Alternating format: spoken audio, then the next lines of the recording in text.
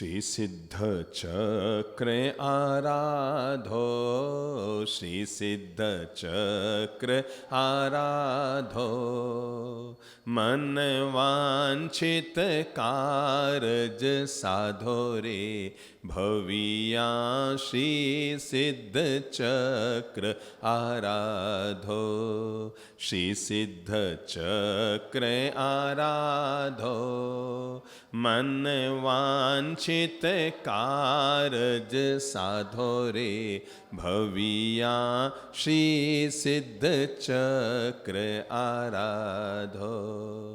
पद पहिले अरिहंत ध्यावो, पद पहिले अरिहंत ध्यावो, तुम्हें अरिहंत पदवी पावो रे भविया श्री सिद्ध चक्र आराधो, श्री सिद्ध चक्र आराधो, श्री सिद्ध चक्र आराधो, मन वांछित कारज साधो रे भविया श्री सिद्ध चक्र आराधो।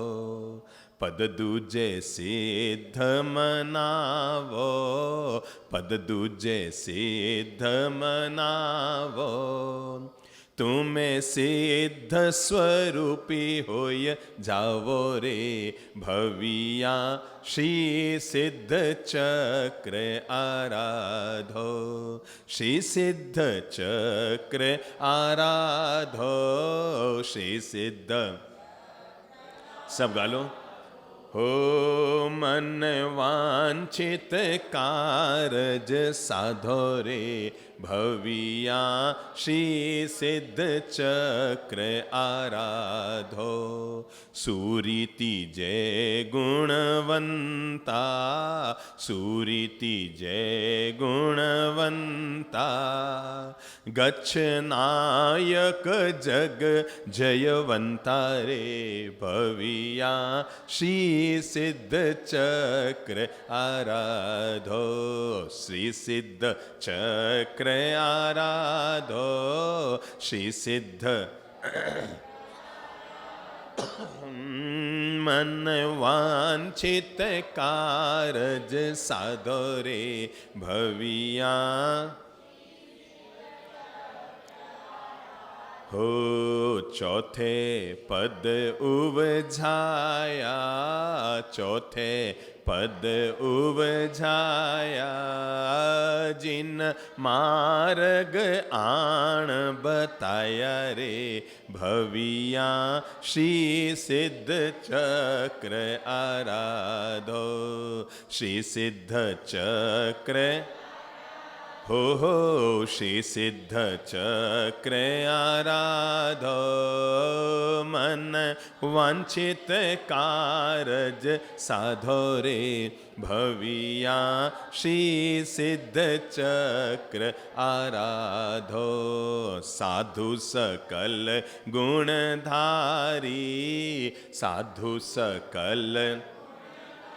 हो पद पांच में जग हितकारी रे भविया श्री सिद्ध चक्र आराधो, साधु सकल गुणधारी, साधु सकल गुणधारी, पद पांच में जग हितकारी रे भविया श्री सिद्ध चक्र आराधो, श्री सिद्ध चक्र। सब गा लो। हो श्री सिद्ध। हो मन वांछित कारज साधो रे भविया श्री सिद्ध चक्र आराधो, दर्शन छठे वंदो, दर्शन छठे वंदो, तुम्हें चिरंजीव रे चिर नंदो रे भविया श्री सिद्ध चक्र आराधो। श्री सिद्ध, सब गा लो, हो श्री सिद्ध चक्र, हो मन वांछित कारज साधो रे भविया श्री सिद्ध चक्र आराधो। ज्ञानपद सातमो दाख्यो, ज्ञानपद सातमो ओ चारित्र पद आठमो भाख्यो रे भविया श्री सिद्ध चक्र आराधो। श्री सिद्ध, हो श्री सिद्ध चक्र दो मन वांछित कारज साधो रे भविया श्री सिद्ध चक्र आराधो।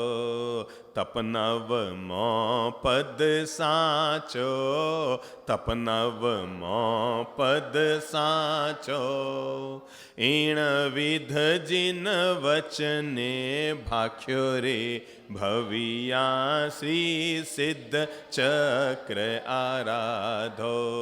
श्री सिद्ध, हो श्री सिद्ध, मन वांछित कारज साधो रे भविया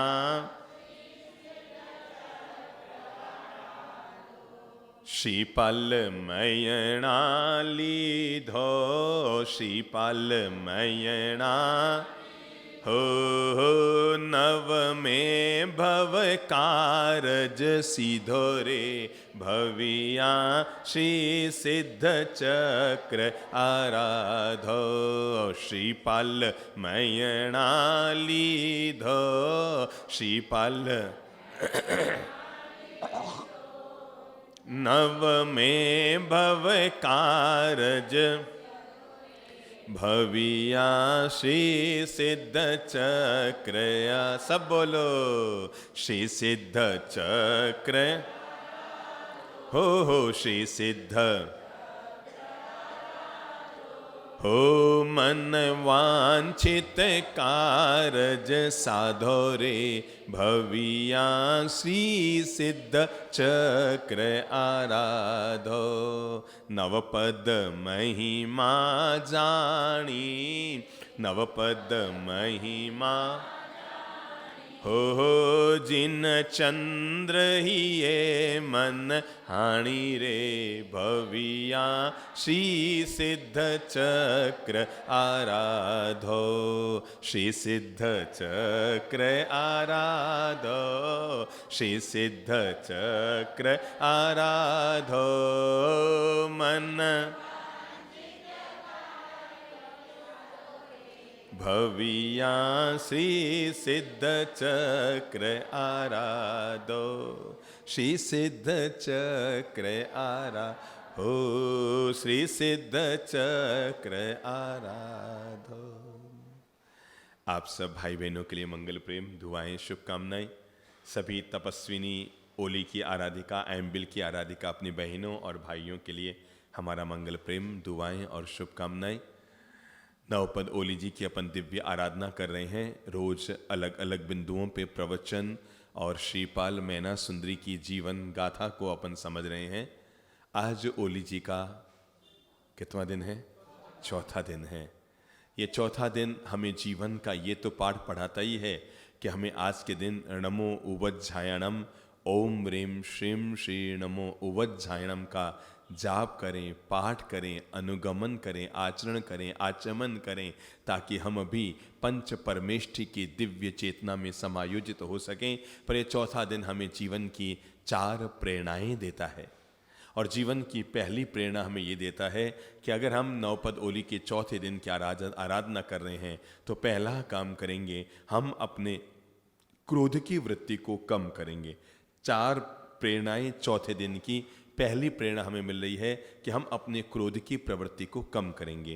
क्रोध, मान, माया और लोभ। जो व्यक्ति इन चार पर विजय प्राप्त कर लेता है वो व्यक्ति अत्यंत सिद्ध होने के निकट पहुंच जाता है। जो इन चार चीज़ों को जीत लेता है उसका स्वर्ग घर बन जाता है। जो इन चार चीज़ों को जीत लेता है उसका परिवार स्वर्ग बन जाता है। जो इन चार चीज़ों को जीत लेता है उसका खुद का जीवन ही स्वर्ग बन जाता है। और खुद का जीवन ही स्वर्ग बन जाता है। मैंने पहला कहा नौपत ओली के चौथे दिन चार चीज़ों को हम ठीक कर लेंगे, परफेक्ट कर लेंगे। उसके बाद नवकार मंत्र और श्रीपाल मैना सुंदरी की जीवन गाथा का आनंद लेंगे। और पहला संकेत, पहला इशारा हमें मिल रहा है, ओली जी के चौथे दिन चार चीज़ों को ठीक कर लें। पहला, अपने क्रोध और कषाय को। हर व्यक्ति अपनी ज़िंदगी में जिस एक बुराई से जुड़ा रहता है, सबसे बड़ी खास बात ये रहती है कि वो मानने को तैयार नहीं। जब प्रवचन में उसको पूछो किस किस को गुस्सा आता है तो सब लोग हाथ खड़ा कर देंगे, पर जब घर में घरवाली कहेगी आपको गुस्सा आता है तो कहेंगे हैं मुझे कहाँ गुस्सा आता है, गुस्सा तो तू करती है। आदमी इस बात को भी स्वीकार करने को तैयार नहीं कि उसके भीतर क्रोध की तरंग उठती है, उसके भीतर क्रोध की आग उठती है। पहली चीज, पहली जीवन की जो बुराई, आज चूंकि दशहरे का दिन है, कौन सा दिन है? असत्य पर सत्य की विजय का दिन है, बुराई पर अच्छाई के विजय का दिन है, क्रोध पर क्षमा के विजय का दिन है। ये जो आज का दिन है ये दशहरा, ये रावण को जलाने का दिन नहीं है। अपने भीतर एक रावण बैठा है। लगने में यूं लगता है कि तब एक रावण हुआ था, पर सच्चाई तो ये है तब तो दुनिया में एक रावण था। पर आज जब जब आदमी अपने अंतर मन में झांक कर देखता है तो लगता है नहीं, मेरे भीतर भी एक रावण बैठा है। उस रावण का नाम क्रोध का रावण दे दो, उस रावण का नाम काम का रावण दे दो, उस रावण का नाम लोभ का रावण दे दो, उस रावण का नाम अहंकार का रावण दे दो। पर मेरे और आपके सबके भीतर एक छोटा या बड़ा, किसी के भीतर बड़ा रावण बैठा है। जैसे आपने देखा होगा कुछ शहरों में रावण का पुतला छोटा होता है, 11 फीट का, कहीं 21 फीट का, कहीं 51 फीट का। तो अलग अलग शहरों में रावण का पुतला भी छोटा बड़ा होता है। वैसे हमारे भीतर भी छोटा बड़ा अलग अलग तरह का रावण बैठा है। किसी के भीतर काम का रावण है, किसी के भीतर क्रोध का रावण है, किसी के भीतर अहंकार का रावण है। रावण हम सबके भीतर बैठा है। एक बार ऐसा हुआ, एक रावण का दहन होने वाला था। दशहरा मैदान में रावण का दहन होने वाला था। हजारों हजार लोग इकट्ठे थे और जैसे ही तीर चलाकर, अग्नि बाण चलाकर जैसे रावण का दहन करने होने वाला था कि तभी रावण ने हुंकार भरी। किसने? वो जो पुतला बना हुआ था रावण, उसने हुंकार भरी और पुतले में से आवाज आई, सावधान। क्या आवाज आई? पुतले में से आवाज आई, सावधान, मुझे वो व्यक्ति ही अग्नि बाण फेंकेगा, मुझे वो व्यक्ति ही जलाएगा जिसने आज तक किसी पराई औरत पर गलत नजर न डाली हो। और अगर मुझे जला दिया तो जो जलाएगा वो भस्म हो जाएगा। क्या होगा? मुझे वही व्यक्ति जलाएगा आज। रावण के पुतले में से आवाज आई, मुझे वही व्यक्ति जलाएगा आज जिसने आज तक जीवन में कभी किसी पराई औरत पर नजर न डाली हो। और अगर ऐसे किसी व्यक्ति ने जला दिया जिसकी नजर गलत रही हो तो वो खुद ही आज जल जाएगा। अब वो उसको देखे, तू जला, बोगनेनी तू जला, बोगनेनी तू जला, अरे यार कौन फंसे। सब लोग पीछे खिसकने लगे, सब लोग पीछे खिसकने लगे। देखते देखते जो हजारों लोग आए थे रावण को जलाने के लिए, देखते देखते रफ्फू चक्कर हो गए। पूरा मैदान खाली हो गया, सब किनारे खिसक गए, भूल से हमारा नंबर नहीं आ जाए। और कहीं हमने चलाया, भाई कभी ना कभी तो आंख, कभी ना कभी तो मन हो ही गया है, कभी ना कभी तो मन भटका ही है। और मैंने जलाया और मैं अगर भस्म हो गया तो। इतने में एक आदमी आगे आया, उसने कहा मैं जलाऊंगा, मैं डरता नहीं हूं, मैं जलाऊंगा। लोगों ने सोचा यार ये सील शिरोमणि जोरदार आया, ये सील शिरोमणि। हजारों लोग पीछे खिसक गए। वो आदमी आगे आया, उसने कहा मैं जलाऊंगा। लोगों ने उसके हाथ में लाके बाण दिया, उसने बाण चलाया, रावण जल गया। लोग सब कहने लगे ये हमारे भीतर सील शिरोमणि है, ये हमारे बीच में सील शिरोमणि है, ये हमारे भीतर सील शिरोमणि है। पास में खड़ी उसकी पत्नी ने राज खोला, ये जन्म से अंधा है। समझ में आ गई बात?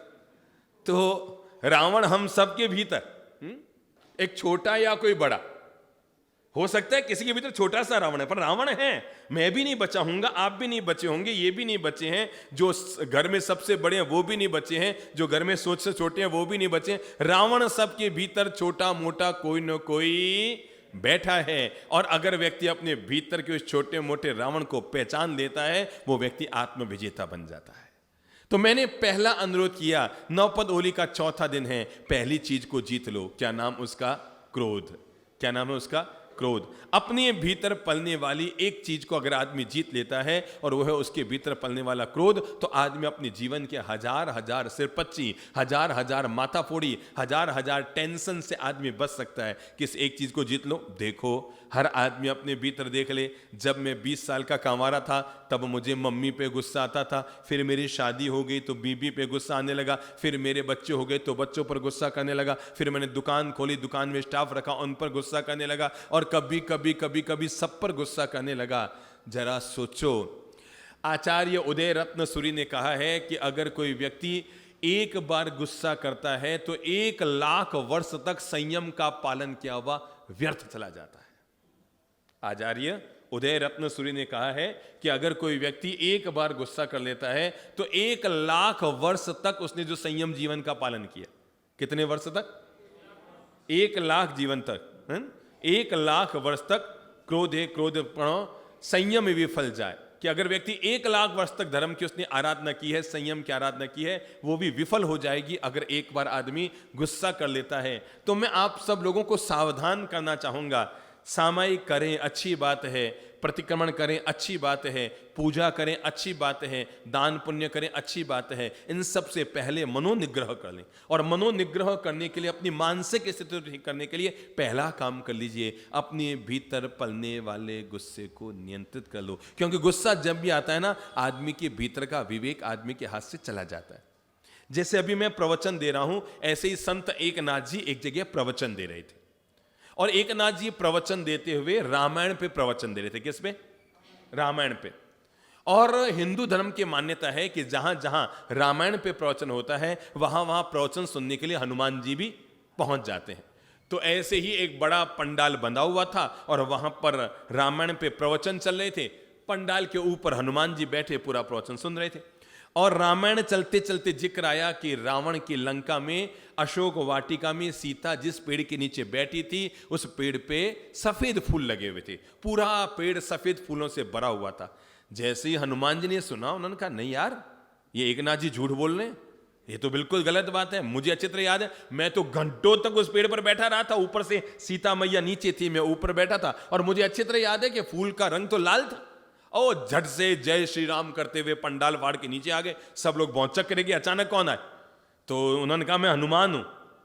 हनुमान जी को भी बताना पड़ा कि मैं हनुमान हूं, और तुम एकनाथ जी गलत कथा कह रहे हो, अरे वहां पर लाल फूल थे तो सफेद। एकनाथ जी ने कहा, भगवान क्षमा करें, मैं तो वही बोलूंगा जो शास्त्र में लिखा है। अब इसमें क्या लिखा, क्यों लिखा, मैं नहीं बता सकता। हनुमान ने कहा, बेवकूफ, तू लिखा हुआ कह रहा है, मैं देखा हुआ कह रहा हूं। तू जो कह रहा है वो क्या कह रहा है? लिखा हुआ कह रहा है। लिखा किसने? मैंने थोड़ी लिखा, किसी और ने लिखा है। और उसको देखा किसने? मैंने देखा। तूने देखा? जिसने लिखा उसने देखा। तो फिर जो मैं देखा वो कह रहा हूं। लिखा लिखी की है नहीं, देखा देखी बात, और दुल्हा दुल्हन मिल गए तो फीकी पड़ी। तो जिंदगी में कई बातें लिखा लिखी की नहीं होती, मैंने आंख से देखी हुई है। तो कैसी बात कर रहे हो एकनाथ? एकनाथ ने कहा, देखो भाई, मैं शास्त्र की बात नहीं बदल सकता। आपने देखा, और उसके साथ साथ एक और ने देखा, और वो थी सीता मैया। तो हनुमान जी ने कहा, चल मैं ले जाता हूं तुम्हें सीता मैया के पास, विष्णु लोक में लेकर जाता हूं, और वहां ले जाकर उनसे हां भरा दूंगा कि फूल लाल थे फिर मैं शास्त्र को बदल दूंगा। हनुमान जी ने एकनाथ जी को कंधे पे बैठाया। कहानी प्रतीकात्मक है, पर हम सब लोगों के लिए प्रेरणा वाली है। हनुमान जी ने एकनाथ जी को कंधे पे बैठाया और तेज गति से रवाना हुए, पहुंचे सीता मैया के पास, प्रणाम किया। सीता मैया बड़ी खुश हुई, भाई आज तो हनुमान आए, संत एकनाथ आए, बहुत खुशी की बात है। बात बात में हनुमान जी ने पूछा, माँ एक बात बताओ, ईमानदारी से सच सच बोलना। सीता ने कहा, यार तू अभी अभी आया और मेरी सच की परीक्षा लेने आया कि सच बोलना? नहीं नहीं मैया, आज बात बिल्कुल साफ सुथरी हो जानी चाहिए। क्या बोल? कि आप सीता अशोक वाटिका में थे कि थी? आप जिस पेड़ के नीचे बैठे थे उस पे फूल लगे थे कि लगे थे? अब आप बता दो उस फूलों का रंग कैसा था? सीता ने कहा, यार तू कौन सा प्रश्न लेकर आया? अब मैं याद करूं। याद किया तो याद है, हाँ, मैं जिस पेड़ के नीचे बैठी थी, तू ऊपर से मुझसे बातें कर रहा था, और तूने ऊपर से मुझे इशारा किया था, और वो जो पेड़ फूलों से लदा हुआ था, पर जहां तक मुझे याद है भाई हनुमान, वो फूल तो सफेद ही थे। सफेद थे मां, ये सफेद झूठ है। क्या कहा? अगर फूल सफेद थे तो ये सफेद झूठ है। मुझे लगता है आपका दिमाग उस समय काम नहीं कर रहा था। अरे मैंने आंख से देखा था, घंटों तक मैं उस पर बैठा था, लाल फूल थे। सीता मैया मुस्कुराई और कहने लगी, प्यारे हनुमान, मैं तुम्हारी बात नहीं काट रही हूं। क्या नहीं काट रही हूं? उस समय आपका पता मैं करके लाया, आज ये आपके यशगान गा रहा तो आप इसके पीछे हो गए। अरे शांति रखो, शांति। सच्चाई ये है हनुमान, उस समय फूल तो सफेद ही थे, पर तुम गुस्से में रावण के प्रति आग बबूले लाल चुट हुए थे। और तब तुम्हारा मन इतना गुस्से में भरा हुआ, तुम्हारी आंखें इतनी लाल हो गई थी कि गुस्से में होने के कारण तुम्हें सफेद फूल भी लाल दिखाई दे रहे थे। क्रोध इंसान के विवेक की हत्या करता है, हंसी की हत्या करता है, खुशी को खत्म करता है, विवेक को निकाल देता है, समझदारी को खत्म कर देता है, और आदमी के भीतर एक अज्ञान का दावा नल जलना शुरू हो जाता है। इसलिए हम पहला संकल्प लेंगे चौथे दिन, और वो है अपने भीतर के क्रोध। देखो भाई, मैं आज तक समझ नहीं पाया लोगों को गुस्सा आता क्यों है। सीधी बात सब कहते हैं, कोई मेरे सामने गलत बोलता तो गुस्सा था। अरे यार, सबको सुधारने का ठेका भगवान ने आपको दे रखा है क्या?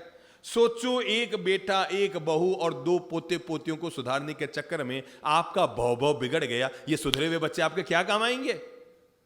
और आपके गुस्सा करने से सुधरते हैं क्या? दुनिया में आज तक कोई व्यक्ति गुस्सा करके दूसरे को सुधार पाया है क्या? जीवन भर पत्नी पे हाका होका करते रहो, आज तक किसी की पत्नी सुधरी है क्या? जीवन में अपने पतियों पर चिल्लाते रहो, आज तक कोई महिला अपने पति को सुधार पाई है क्या? खुद को ही नहीं सुधार सकते, दूसरे को क्या सुधारेगा आदमी? पर बेवजह हम लोग कर्म कषाय का बंधन करते रहते हैं, बेवजह हम लोग सिरपच्ची पालते रहते हैं, बेवजह हम लोग तनाव पालते रहते हैं, और परिणाम निकल कर आता है कर्मों का बंधन होता रहता है, मानसिक अवसाद होता रहता है, घुटन होता रहता है। एक बार गुस्सा करने से 24 घंटे में जो हम भोजन करते हैं वो ताकत खत्म हो जाती है। एक बार गुस्सा करने से जिन संबंधों को बनाने में 20 साल लगते हैं, कितने? 2। मैं आपको सच्ची घटना बताऊं, जोधपुर का एक युवक था, नागौर के पास एक गांव था, वहां पर उसकी सगाई हुई, शादी हुई, बारात लेकर गए, खूब 4-5 बसें भर के लेकर गए। और संयोग की बात थी कि लड़की वाले, दुनिया में हर लड़की वाला अपनी हैसियत से ज्यादा करता है। कोई भी लड़की वाला अपनी आने वाली बारात की फी की व्यवस्था नहीं करता, जो उसकी हैसियत है। अरे और तो और रुपये उधार लाके भी करता है बेचारा। लोग कितने गजब होते हैं। अरे देखो तो सही, किसी से आप एक पेन मांगते हैं ना, तो भी वो देते समय 2 बार सोचता है, अच्छा पेन दूं कहीं? आप किसी से जटाक से सड़क चलती, भैया पेन दो, तो वो कहेगा भाई साहब पेन तो, और फिर 2 मिनट सोच के मन को मसोस के आपको पेन देता है। सोचो तो सही, एक पेन किसी से मांगते हो तो आदमी सोच कर देता है। लोग अपने कितने दिलदार होते हैं, अपनी बेटी बिना सोचे समझे आपको निकाल कर दे देते हैं। और हम लोग कितने गए बीते होते हैं, वे लोग जो तब भी उस बेटी वालों से पैसे और धन की याचना कर लेते हैं। उससे गया बीता दुनिया में और कौन होगा? सामने वाला एक पेन कोई निकाल कर नहीं देता, वो अपनी जान से प्यारी बेटी निकाल कर दे देता है। तो बारात पहुंची, अब कोई खातिरदारी में जैसे आधी चीज परोसी गई, आधे लोगों को गई, आधे लोगों को नहीं गई, कोई खत्म हो गई, हो जाता है भाई। लोग कभी ज्यादा हो जाते हैं, कभी टिकाने वाले लोग ज्यादा हो जाते हैं, खाने वाले लोग ज्यादा हो जाते हैं, कभी हो जाता है। कई बार लोग खाने के मूड में हो जाते हैं तो ज्यादा खा लेते हैं। कोई चीज कम पड़ गई, लड़की का बाप बहुत गुस्से में आ गया, लड़के का बाप, और लड़की के बाप ने माफी मांग ली, सॉरी कह दिया। जैन परिवार की घटना बता रहा हूं, सॉरी कह दिया, माफी मांग ली, भाई साहब हो गया सो हो गया, हम सॉरी कहते हैं। लड़के के भाई ने, माँ ने, बाप ने, दादा तक ने अपनी पगड़ी रख दी उतार के, साहब उस माहौल को मत बिगाड़िए, कुछ चीज की कमी रह गई है। वो लड़के का बाप जो जो ये सॉरी कहे, वैसे वैसे और गुस्सा खाए, आपने हमारा पानी उतार दिया, आपने हमको भिखमंगा समझ रखा है क्या? ये वो गुस्से में आदमी आउट ऑफ कंट्रोल हो जाता है, गुस्से में आदमी आउट ऑफ कंट्रोल हो जाता है। कभी आपने पागल खाने में जाके पागल ना देखा हो तो गुस्से वाले को देख लो, दोनों एक ही क्वालिटी के होते हैं। पागल खाने में पागल ना देखा हो और सड़क पर देखना हो, घर में देखना हो, जब आदमी गुस्से में हो तो समझ लो ये पागल खाने का ही पागल आदमी है। तो वो ची चा हो हल्ला करने लगा। लड़की के दादा ने वो क्या नाम, माथे का वो होता है ना साफा, टोपी उतार के रख दी, साहब हमें माफ कीजिए, अब शादी हो रही है, माहौल मत बिगाड़े, नहीं हमें ये शादी नहीं करनी, नहीं करनी। बहुत गांव वालों ने बहुत गरज की पर नहीं माने। अंततः लड़की को जब पता लगा तो लड़की ने कहा, माँ पापा प्लीज हो गया, अपन ने बहुत कर लेना, मुझे ये शादी अब करनी नहीं। जिसके ये भी संस्कार नहीं है कि सगा प्रसंगियों के साथ कैसे वाणी का व्यवहार होता है, वो मुझे ले जाकर कौन सा सुखी रख लेंगे? शादी कैंसिल हो गई, पूरे गांव में हाका हो गया कि गुस्से का माहौल बना, ये बना। हमें भी सूचना मिली कि इस तरह बारात गई, खाली हाथ आ गई। खास बात मैं इतनी घटना नहीं बता रहा हूं, खास बात मैं ये बता रहा हूं, उस परिवार को मैं अभी भी जानता हूं, लड़की वाले को भी और लड़के वाले को भी। और खास बात यह है, लड़की की शादी तो 3 महीने बाद हो गई, इस बात को 9 साल हो गए, लड़का अभी भी कंवारा बैठा है।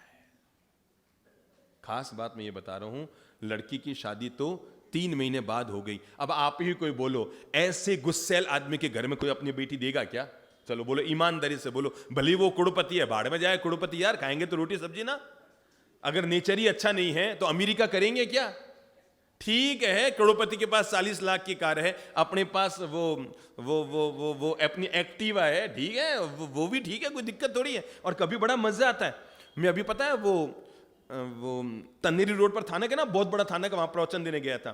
तो रात को एक दूसरे थानक में प्रवचन था, तो मैं वहां से शाम को 5:30-5 बजे रवाना हुआ। तो उस समय रोड बड़े जाम रहते हैं। तो मैंने देखा एक बहुत महंगी कार में, हम तो किनारे चल रहे थे फुटपाथ पर पैदल, मेरे पास 10 एक लोग थे साथ में, तो एक बहुत महंगी कार भीड़ में फंसी थी मतलब आगे लाल लाइट जल रही थी। अब जब तक रोड क्लियर ना हो, गाड़ी बीच में फंसी हुई थी। अब वो चेहरा लटका हुआ बैठा था, पैसे वाला आदमी हूं। इतने में मैंने देखा एक एक्टिवा वाला पीछे से आया और फुटपाथ पर अपना एक्टिवा लेकर आया, आगे लाके खड़ा हो गया। वो कार वाला तो बीच में फंस गया, 40 लाख की कार वाला।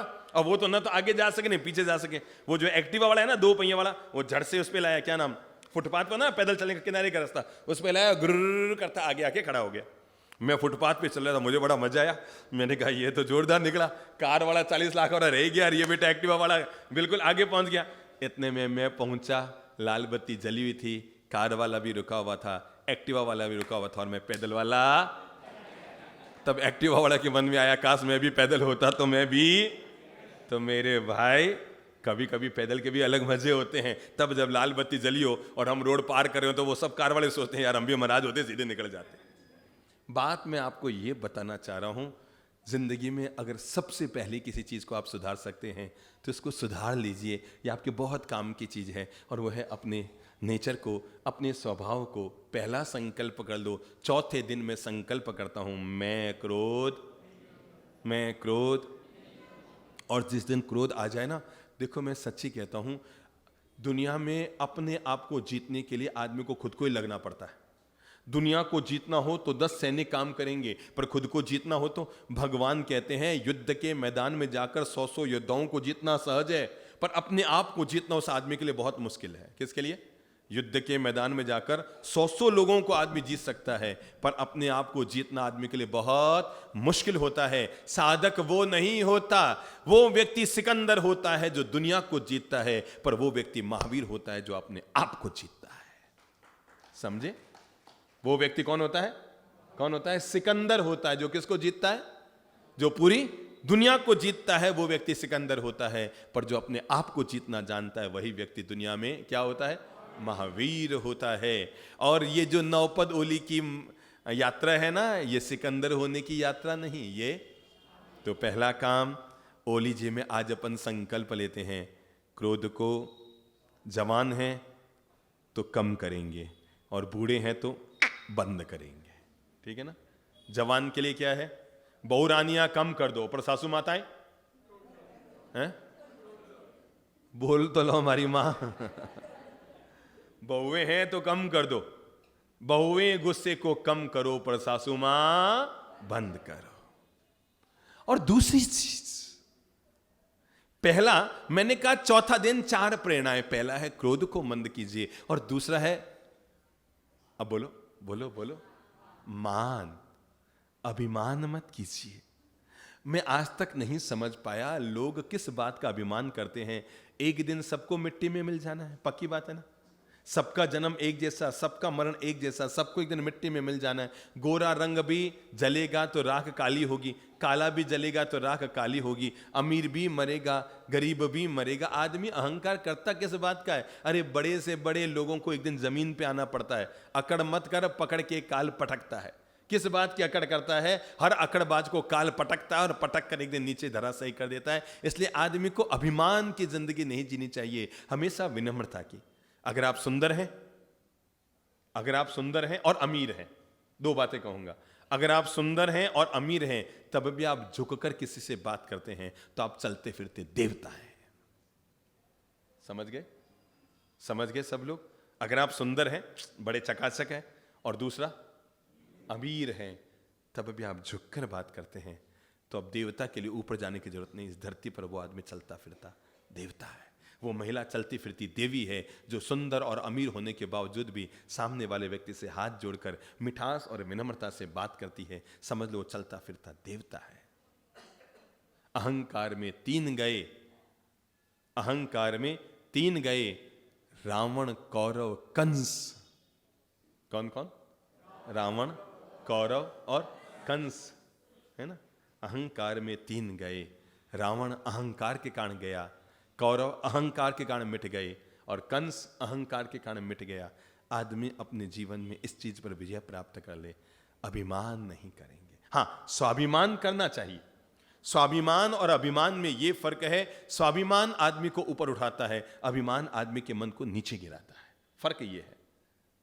आप अपनी मेहनत की रोटी खा रहे हैं, दान की रोटी नहीं खा रहे हैं, स्वाभिमान है। पर आप किसी को 2 रोटी देकर 10 लोगों को बता रहे हैं कि मैं ये कर रहा हूं, मैं ये कर रहा हूं, मैं ये कर रहा हूं, यह आपका अभिमान है। अपनी मेहनत की रोटी, अपनी परिश्रम की रोटी, जो दाल रोटी अपन प्रेम से खाएंगे, अपनी जिंदगी जिएंगे, ये आदमी का स्वाभिमान होता है। तो जीवन में दूसरी चीज जिसे हमें जीत लेनी है वो है अपने भीतर पलने वाला क्षुद्र अहंकार। हमारे पास एक महानुभाव आए, कहने लगे बाप जी हमारे घर चलिए। मैंने कहा चलेंगे। अरे बाप जी इतना बड़ा मकान आपने दुनिया में कभी नहीं देखा होगा, 80,000 स्क्वायर फीट में हमारा मकान बना हुआ है। मैंने कहा भाई बहुत अच्छी बात है। तो ऐसे ही मजाक के मूड में था, तो मैंने कहा भैया एक काम करना, चलेंगे 2-4 दिन में, कल आओ ना तो विश्व का ग्लोब लेके आना। तो विश्व का ग्लोब लेकर आए। कहने लगे बाप जी विश्व के ग्लोब का आप क्या करेंगे? मैंने कहा ऐसे ही, मैंने तो ऐसे ही मंगा लिया, देखते हैं। मैंने उसको गुर्र घुमाया, वो घूमते घूमते रुका। मैंने कहा वैसे एक बात बताओ, ये विश्व के ग्लोब में एशिया कहाँ है? कि अंदाता एशिया तो अंदाता ये जो है ना, देखिए बीच में ये 1 बाई 1 इंच का होता है। विश्व के ग्लोब में एशिया का साइज होगा 1.5 बाई 1.5 इंच का, 2 बाई 2 इंच का। अगर इतना बड़ा ग्लोब है तो एशिया कितना बड़ा होगा? कौन पढ़े लिखे लोग होंगे ना, दिमाग लगाओ। अगर 9 इंच का ग्लोब है तो उसमें एशिया किस साइज का होगा? अधिकतम 2 बाई 2, इससे बड़ा नहीं होगा ना। तो मैंने कहा इसमें इंडिया कहाँ है? अब इंडिया कितना बड़ा होगा? 0.25 इंच बाई 0.25 इंच का, इससे बड़ा तो इंडिया नहीं हो सकता ना। 9 इंच के विश्व के ग्लोब में इंडिया का साइज 0.25 इंच से बड़ा नहीं होगा, वो इतना सा दिखने लगा। मैंने कहा इसमें आपका कर्नाटक कहाँ है? बाप जी कर्नाटक तो सुई सुई हो तो इसको एनलार्ज करके फिर कर्नाटक दिखा सकता हूं। मैंने कहा इसमें बेंगलोर के बाप जी विश्व के ग्लोब में बेंगलोर तो दिख नहीं सकता। मैंने कहा इसमें आपकी कोठी के बाप जी इम्पॉसिबल है। मैंने कहा विश्व के ग्लोब में जिस कोठी का सुई की नोक जितनी जगह नहीं है, क्या सोचता है इंसान, मेरी कोठी इतनी बड़ी, मेरा मकान इतना बड़ा, मेरा ये सब इतना बड़ा। आदमी जो मेरा मेरा मैं करता है ना, मैं बड़ा, यही इंसान की सबसे बड़ी दिक्कत होती है। घर में सब चीज़ें हजम हो जाती है, आलू बड़ा, मिर्ची बड़ा, और कौन से दही बड़ा, और दाल बड़ा, कांजी बड़ा, और बोलो भाई बड़ा कोई और नाम आता है क्या इधर? कौन सा बड़ा? मसाला बड़ा। मैंने तो खाया ही नहीं, ठीक है मान लिया मसाला बड़ा। और कौन सा बड़ा? और कोई बड़ा होता है क्या? कौन सा बड़ा? मक्खन बड़ा। ओ नयो नाम आयो मक्खन बड़ा, ठीक है। पर याद रखना सारे बड़े दुनिया में हजम हो सकते हैं, पर एक बड़ा कभी भी इंसान को हजम नहीं होता, और वो है मैं बड़ा। अभिमानी आदमी एक ही चीज में जीता है, मैं बड़ा। अरे भाई किस बात का अहंकार करता हो? एक दिन ऐसा वक्त आता है जब तुम्हारी छाया भी तुम्हारा साथ नहीं देती। तो एक चीज को अगर छोड़ सकते हैं, क्रोध को छोड़िए। क्रोध से मिला जुला चरण है हमारे भीतर पलने वाला अहंकार। प्लीज इसको छोड़ दीजिए। ये बेवजह हमारे मन को उद्दंड करता रहता है, बेवजह हमारे मन में अलग अलग तरह की प्रकृतियां पैदा करता रहता है, और हम बेवजह ही अहंकारी आदमी न तो सुख से जी सकता है, न दूसरों को सुख का जीवन दे सकता है। याद रखना, वो फूल तो सकता है अहंकार में, पर दुनिया में फैल नहीं सकता है। क्या समझे? अहंकार में आदमी फूल तो सकता है गुब्बारे की तरह, पर दुनिया में फैल नहीं सकता, यानी दुनिया के दिलों में जगह नहीं बना सकता। इतनी सी कल्पना करो, एक अमीर आदमी यहां पर आया, बहुत पैसे वाला, या यहाँ का महापौर या यहाँ का कोई विधायक, और बहुत अखड़ा हुआ यूं आ रहा है, आप सब लोगों ने प्रणाम भी किया होगा ना, हाँ यूं करता हुआ आ रहा है, आपके मन में क्या आएगा? हे भगवान, इसका क्या कर, एक बार क्या कर, इसकी अकल ठिकाने कर, बड़ा अकड़ अकड़ के चल रहा है। अगर अकड़ अकड़ के चलोगे तो लोग कहेंगे इसकी अकल ठिकाने कर, और अगर झुक कर चलोगे तो लोग कहेंगे जिस ठिकाने पर बैठा है उसको और आगे बढ़ा। भगवान तो इसका भला कर। देखो सही, इतना पैसे वाला आदमी कितना विनम्र है।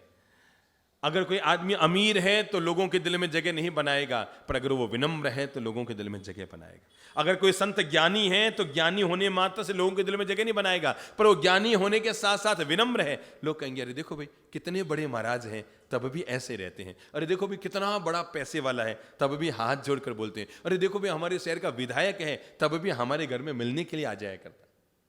ये जो सबसे बड़ी खास बात यह है कि आपने लोगों के दिलों में कितनी जगह बनाई, और जगह लोगों के दिलों में वही आदमी बना पाता है जो आदमी विनम्र होता है। जीवन में तीसरी चीज जो परफेक्ट करनी है, क्रोध, मान और माया। जिंदगी में कभी भी मायावी वृत्ति में न रहें। छुप छुपा कर भी गलत काम अगर आप करेंगे तब भी विश्वास रखना एक न एक दिन उजागर होता है। जिस पत्नी के साथ रहते हैं आपको नहीं पता, आप कई बार उससे माया प्रपंच कर लेते हैं। जिस पति के साथ रहते हैं आप उससे माया प्रपंच कर लेते हैं। जिस भाई के साथ रहते हैं हम उसके साथ माया प्रपंच कर लेते हैं, उससे बात छिपा लेते हैं, हम घुमा फिरा कर बात अभिव्यक्त कर देते हैं और बेवजह कर्मों का बंधन कर लेते हैं। जिंदगी बहुत पारदर्शी होनी चाहिए। कैसी होनी चाहिए? जिंदगी बहुत पारदर्शी होनी चाहिए। और जो मैं अंतिम चौथा चरण आज का कहूंगा, क्रोध, मान, माया और लोभ। भगवान ने जो हमारी किस्मत का है हमें दे रखा है, पर बेवजह संग्रह कर करके और लोभ कर करके ये भी पालूं, ये भी पालूं, ये भी बटोर लूं। जीवन का अंत है पर पाने का अंत नहीं है। कल्पना करो, जो आदमी लखपति है क्या वो तृप्त हो गया? कुछ और चाह रहा है। क्या चाह रहा है? करोड़पति बन जाऊं। करोड़पति साहब का तो पेट भर गया ना, वो अरबपति बनना चाह रहा है। और अरबपति ऐसा नहीं है कि आप ही भगवान के मंदिर में जाके कहते हैं भगवान कर कुछ कर। अनिल अंबानी भी यही कहता है भगवान कर कुछ कर। मुकेश अंबानी भी यही कहता है, टाटा बिरला भी यही कहते हैं। दुनिया का अमीर से अमीर आदमी कहता है भगवान कुछ कुछ थोड़ा और आगे, थोड़ा और आगे। जो 10 20 50 भय लख हो या हजार तो लाख मंगेगी, कोटि अरब असंख्य अनंत धरापति होने की चाह जगेगी। ऐसा नहीं है कि आदमी को 1 लाख मिल गया तो आदमी तृप्त हो जाएगा। 10 लाख चाहेगा, 1 करोड़ चाहेगा, 10 करोड़ चाहेगा। जिसके पास 100 साड़ियां हैं वो भी तैयार नहीं। कल काफी महिलाओं ने लिया था वैसे, है ना, नियम 100 साड़ी से ज्यादा नहीं रखेंगे। एक भाई साहब ने 51 पैंट का नियम लिया था, 51 पैंट से आज वो आए ही नहीं समझ गया वो मैंने गलती ये कि 51 पैंट का नियम दिला दिया। मुझे 500 पैंट का नियम देना था तो आज वो आ जाते। कितना आदमी संग्रह करेगा? आपको पता है हमने इसीलिए आज से 35 साल पहले एक नियम लिया, और वह हमने कामली ओढ़ने की परंपरा बंद कर दी। क्या? चढ़ावे कराना, मंच पर कामले ओढ़ना, अलमारियां भरना, इकट्ठी करना, गांठड़ियां भर भर कर आगे भेजना। मतलब क्या यार? कल फटेगी तो देने वाले कल फिर मिलेंगे। आज है तो आज का आनंद उठाओ, बेवजह गठड़ियां बांध बांध कर। आप जरा बताओ, हम यहां आए उससे पहले कितनी सी भी गठड़ी आई थी क्या यहां पर? है इतनी सी भी गठड़ी? जो हमारे शरीर में उड़ा हुआ कपड़ा हमारे साथ है, एक कपड़ा एक्स्ट्रा बस। हमारी जब तक ये कामली नहीं फटेगी तब तक आजीवन संकल्प रहा, जब तक एक फटने की तैयारी में न आ जाए। आप कितने भी हमारे करीबी क्यों नहीं हैं, आपका कपड़ा आपके पास ही वापस जाएगा। भूल से भी किसी ने लाकर हमारे कंधे पे डाल दी तो हम वहीं छोड़ के निकल जाते हैं जहां पर डाली। हम तो निर्मोही होकर बाहर निकल जाते हैं। हमें पता है बेवजह लोभ कर करके अलमारियां भर भर के जाएंगे। 5 कामली ये, 10 कामली ये, 10 कामली ये। हमने इसलिए कामलियां ओढ़ने की परंपरा बिल्कुल बंद कर दी। पूरे जीवन में आज तक चढ़ावा नहीं होने दिया कामली ओढ़ाने का। अगर संघ में पैसे की जरूरत है हम यूं ही दिला देंगे। अगर आपके संघ में पैसे कमी हमें बताओ, हम यूं ही व्यवस्था कर देंगे। पर ये कामलियां ओढ़ा ओढ़ा कर, अच्छा फिर वो संघ वाले कामले उड़ाएंगे, फिर वो संघ वाले कामले उड़ाएंगे, फिर वो संघ वाले कामले उड़ाएंगे। महाराज कामलियों का करेंगे क्या? दे सकते नहीं, दे सकते नहीं।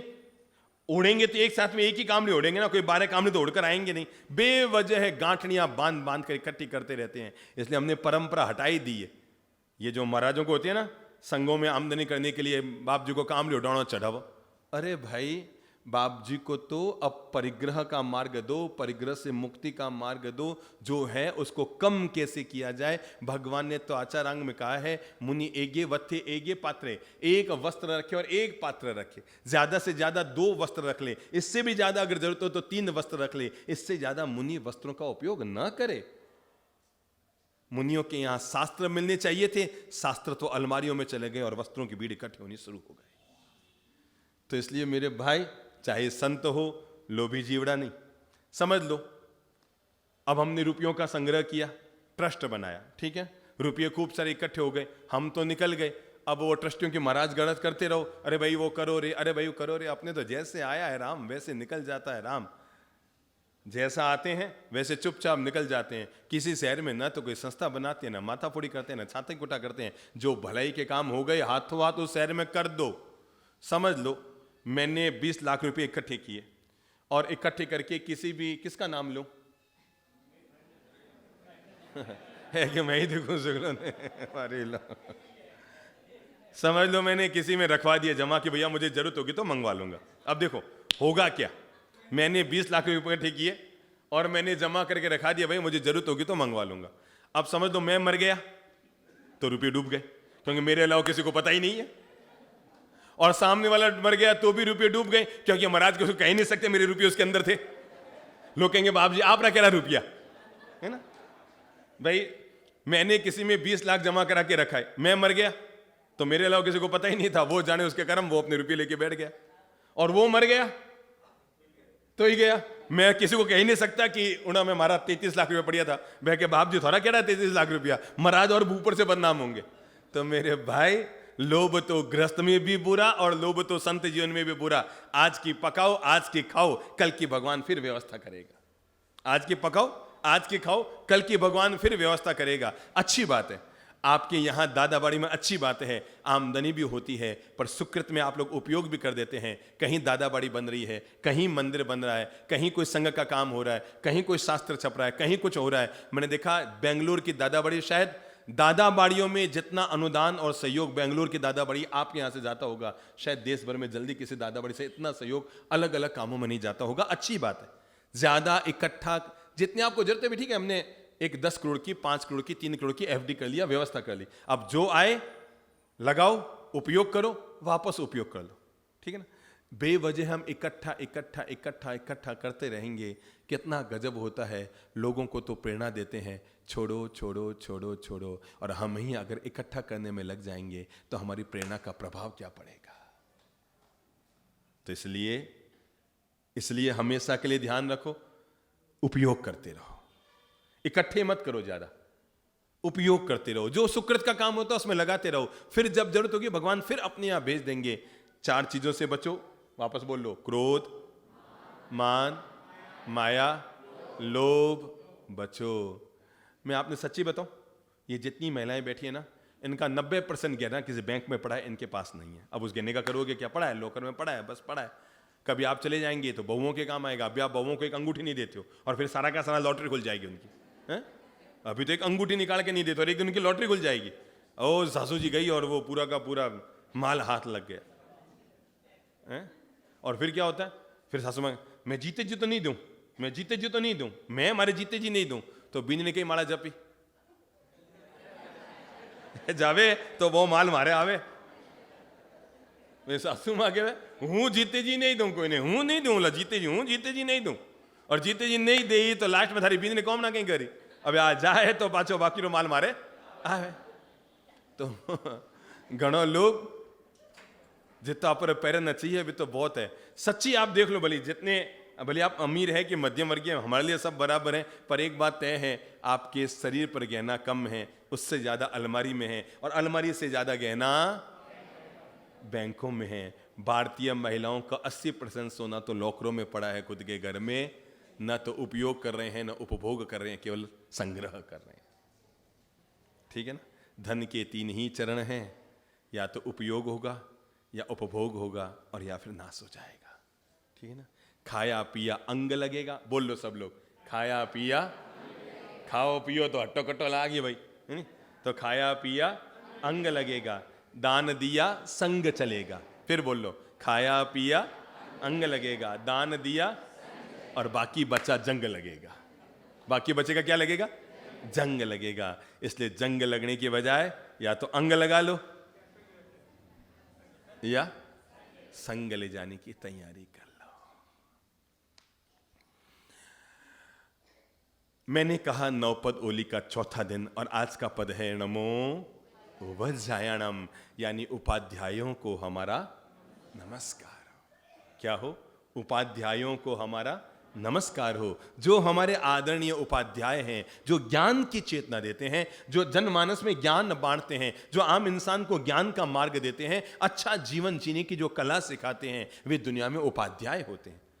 जो हमें अध्ययन कराते हैं, जीवन जीने की पवित्र शैली देते हैं, वे सब हमें उपाध्याय होते हैं। यानी एक तरह से हमारे गुरु भगवंत हो गए।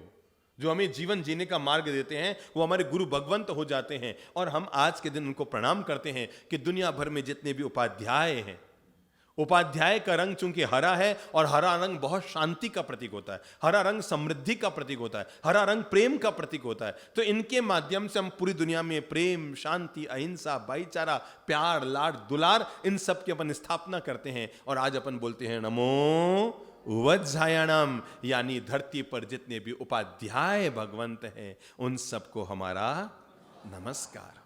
लोक में जितने भी उपाध्याय भगवंत हैं, जो ज्ञान के दाता हैं, जो ज्ञान फैलाते हैं, हर आदमी को ज्ञान से और ज्ञानी से जरूर जुड़ना चाहिए। याद रखना, धन की हमें रक्षा करनी पड़ती है, पर ज्ञान हमारी रक्षा करता है। फर्क समझ में आया? धन की हमें रक्षा करनी पड़ती है, पर ज्ञान हमारी रक्षा करता है। इसलिए हर आदमी को अपने जीवन को ज्ञानमयी दशा से जोड़ना चाहिए। ज्ञानी श्वासोश्वास, उपाध्याय समय सुंदर जी ने कहा है, ज्ञानी श्वासोश्वास कर्म करे छे नाश, नार की ना सहिए करोड़ वरस कहिए। ज्ञानी व्यक्ति श्वासोश्वास में अपने कर्म अंतराय का नाश कर लेता है। और ज्ञानी से जुड़ने के लिए, ज्ञान प्राप्त करने के लिए सबसे महत्वपूर्ण पद होता है चौथा पद नौकार मंत्र का, और वह है नमो उवज्जायणम। जो धरती पर ज्ञान के दाता हैं, जो धर्म संग में शास्त्र का वांचन कराते हैं, जो मानवता को पवित्र मार्ग देते हैं, नई अच्छी राह दिखाते हैं, उन दिखाने वाले सारे ज्ञानी भगवंत को हमारे नमस्कार हो। कल अपन आनंद ले रहे थे श्रीपाल और मैना सुंदरी की घटना का। और हम कल कहां पहुंचे थे? जहाज कहां पहुंचे थे? हाँ हाँ, बहुत अच्छी बात है, अच्छी बात है, अच्छी बात। किसके पापा जी हो? किसके बेटे हो? हैं? महावीर जी। अठाया है कि महावीर जी? महावीर जी हैदराबाद है, आप यहाँ हैं, ठीक है, अच्छी बात है बेटा। तो अपन कल आनंद ले रहे थे, श्रीपाल बब्बर कुल में पहुंचा। याद करो घटना को। श्रीपाल कहां पहुंचा? बब्बर कुल में पहुंचा। और बब्बर कुल में क्या हुआ? धवल जो किराया टैक्स देने को तैयार नहीं था, बब्बर कुल के राजा महाकाल ने हमला बोला और धवल सेठ को गिरफ्तार करके पेड़ के नीचे औंधा लटका दिया और उसके जहाजों पर अपने सैनिकों का कब्जा करके निकल पड़ा। और उसके बाद अतिथि मेहमान बनकर, यात्रालु बनकर साथ में आया हुआ श्रीपाल धवल के पास पहुंचा, जाकर कहा, और जी क्या हालचाल है? ठीक लटक रहे हो? अरे हमारे क्यों ऐसे पानी उतारते हो? अरे क्यों जले पे नमक छिड़कते हो? तो श्रीपाल ने, मैंने पहले ही कहा था ना, मुझे नौकरी रख ले, तेरे 10,000 सुबह काम नहीं आए और मैं अकेला काम आ जा रहा। अब जो भी है तू जो कहेगा सो करूंगा, मेरे आधे जहाज तेरे, तू तो बस मेरी जान बचा।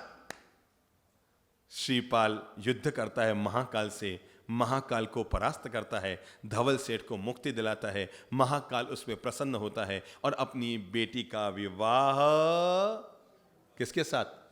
मदन सेना। बेटी का नाम क्या था? मदन सेना का विवाह श्रीपाल के साथ। दिन पर दिन बीते, धवल मन ही मन बड़ा आंदोलित हो रहा था। ये छोरा मेरे साथ मेहमान बनकर आया, मेरे जहाजों का मालिक बन गया है, राजा का जवाई बन गया है, राजमहल इसको मिल गया है। मन ही मन जलीसी सी करने लगा। एक दिन गया श्रीपाल के पास और जाकर कहा, अरे भाई कुमार, अपन तो यात्रा का आनंद लेने निकले थे और आप तो यहीं अटक गए। अपन तो यात्रा का आनंद लेने निकले थे और आप तो यहीं अटक गए, चलो आगे यात्रा। उसको लगा यार नहीं निकले तो जहाजों के माल का क्या होगा।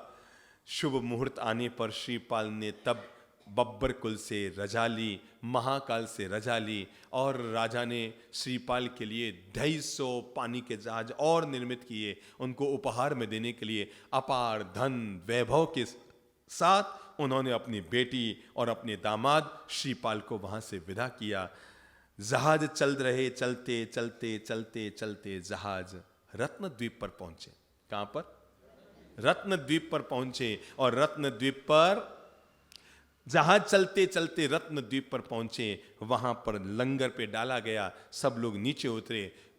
किनारे पर ही तट पर टेंटों का महान नगर बसा।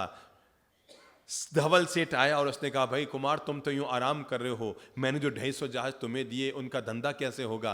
कुमार ने कहा, तुम ही उसमें से सामान बेच लो, धंधा कर लो, जो मुनाफा हो, जो मुझे देना हो मुझे देना, बाकी तेरा। धवल सेठ को लगा ये तो सोने में सुहागा हो गया, माल वापस मेरा का मेरा हो गया, इसको माल से लेन देन नहीं। इतने में ही श्रीपाल कुमार तो अपनी धर्म पत्नी के साथ बैठे थे कि तभी घोड़े पर बैठा हुआ एक युवक आया, तेजस्वी युवक आया। और युवक ने आकर श्रीपाल को प्रणाम करते हुए कहा कि भाई साहब आप जो भी हैं, पर पता नहीं मेरे मन ने आपको आपकी तरफ खींचा है और इसलिए मैं आपके पास चलकर आया हूं। सच्चाई ये है कि ये जो रत्न द्वीप है, सामने जो आप देख रहे हैं, वो रत्न पर्वत है। और रत्न पर्वत पर रत्न संचया नाम का नगर बसा हुआ है। पूरा महानगर पर्वतों पर बसा हुआ है। कुमार, वहां के राजा का नाम है कनक केतु। क्या नाम है? कनक केतु वहां के राजा का नाम है और रत्नमाला उनकी महारानी है। राजा कनक केतु के 4 पुत्र हैं। एक का नाम है कनक प्रभ, एक का नाम है कनक शेखर, एक का नाम है कनक ध्वज और एक का नाम है कनक रुचि। और हां, उनके एक लावण्य युक्त, अत्यंत खूबसूरत और गुण निष्पन्न उनकी एक बेटी भी है जिसका नाम है मदन मंजूषा। क्या नाम है? मदन मंजूषा। कुमार, एक बहुत बड़ी दुर्घटना हो गई है। कहा, बोलो क्या दुर्घटना हो गई? क्या पता नहीं, वो काम मुझे लगता है तुमसे सिद्ध हो जाएगा। क्या बोलो क्या बात है? कि ये जो रत्न संचया नगरी है, उस वहां पर भगवान श्री आदिनाथ का बहुत विशाल मंदिर है। राजप्रसाद बना हुआ है, वो मंदिर राजा के द्वारा बनाया हुआ है। राजा खुद भी वहां पर रोज पूजा अर्चना करने जाता है और राजा की बेटी मदन मंजूषा भी रोज वहां पूजा अर्चना करने जाती है। करीबन 1 महीना पहले की बात है, मदन मंजूषा भगवान की मंदिर में पूजा कर रही थी। और जब वो पूजा कर रही थी तो पूजा करते करते उसने इतनी सुंदर भगवान की आंगी की रचना की कि पिता जो बाहर बैठा हुआ था वो देख देख कर सोच रहा था, मेरी इतनी गुणवान बेटी है, कितनी भगवान की भक्ति करती है, कितनी प्रभु भक्ति का आनंद लेती है। अरे इस जमाने में भी ईश्वर का कितना अनुराग है, क्या सुंदर इसने भगवान की आंगी बनाई है। बस कुछ नहीं चाहिए प्रभु जी, केवल एक काम करना, आप तो बस मेरी बेटी के लिए इतना ही योग्य कोई वर दे देना। क्या कर देना? कोई गलत वर मिल गया तो मेरी बेटी की जिंदगी दुखी हो जाएगी, कहीं गलत राजा के यहां शादी हो गई। भगवान बस इतनी कृपा करना, और मैं कुछ आपसे नहीं मांगूंगा, पर इतनी कृपा करो, ऐसी कोई गोटी फिट करो, व्यवस्था करो कि मेरी बेटी की शादी का वर बहुत सुयोग्य मिल जाए। भगवान बस इतनी कृपा करना। मदन मंजूषा पूजा करके जैसे ही गभारे से बाहर निकली, पर अचानक एक अनहोनी घटना हो गई। मूल गभारे के दरवाजे बंद हो गए अपने आप, चमत्कारी रूप से मूल गभारे का दरवाजा बंद हो गया। और जब मूल गभारे का दरवाजा बंद हो गया तो राजा ने लाख कोशिश की खुलवाने की। मदन मंजूषा को लगा शायद पूजा में मुझसे कोई आशातना हो गई है। मदन मंजूषा को लगा मैंने ऐसा कोई मन में चिंतन नहीं किया, मैंने बहुत श्रद्धा से, भावना से, भक्ति से, विवेक से भगवान की पूजा की, पर लगता है कोई ना कोई मुझसे आशातना हो गई है और जिसके कारण मंदिर का दरवाजा, मूल गभारा बंद हो गया है। बहुत कोशिश की गई, राजा ने भी बहुत कोशिश की, सैनिकों को बुलाया, पर नहीं खुले दरवाजा आखिर नहीं खुला। राजा को लगा शायद मुझसे भूल हो गई, और भूल ये हो गई, वीतराग प्रभु का मंदिर था और मैंने वहां पर बैठकर गृहस्थी का चिंतन कर लिया। मैं वीतराग प्रभु के मंदिर में बैठा था और वहां पर बैठकर मैंने क्या कर लिया? घर गृहस्थी का चिंतन कर लिया, मैंने बेटी के विवाह की योजना बना ली, उसके वर की याचना कर ली, लगता है इस प्रकार की कोई मुझसे आशातना हो गई है, जिस कारण मंदिर का दरवाजा बंद हो गया। और तब राजा ने आमरण अनशन की घोषणा कर दी, जब तक मंदिर का दरवाजा नहीं खुलेगा मैं अन्न जल का त्याग करता हूं।